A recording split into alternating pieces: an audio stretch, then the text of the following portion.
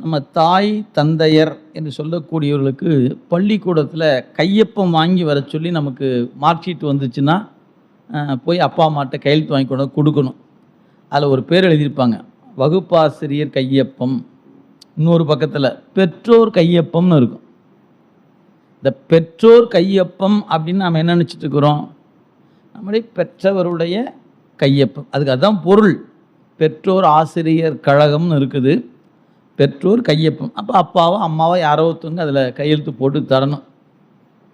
நாம் அந்த சொல்லுக்கு என்ன பொருள் வைத்திருக்கிறோம்னா, என்னை பெற்றவர்கள் எனவே பெற்றோர். இப்படி தான் அந்த சொல்லுக்கு நாம் பொருள் கொண்டு வைக்கிறோம்.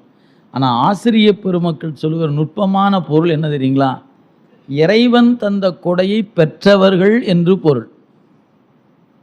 அவன் கொடுத்தா தான் அந்த தாய் தந்தை என்கிற பேர் அவங்களுக்கு வாய்க்கும். இல்லைன்னா அப்பா அம்மாங்கிற பேர் இல்லை, கணவன் மனைவிங்கிற பேரோடு முடிஞ்சு போச்சு. அப்போ நீங்கள் பெற்றோர் ஆகணுமா ஆகக்கூடாதா என்பதை யார் தீர்மானிக்கிறா?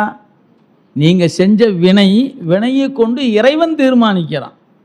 எனவே இந்த இருவருக்கும் ஒரு குழந்தை செல்வத்தை கொடுக்கலாம் என்று அவன் கொடுக்கும்போது அவன் கொடுத்ததை பெற்றவர்கள் எனவே பெற்றோர்கள்.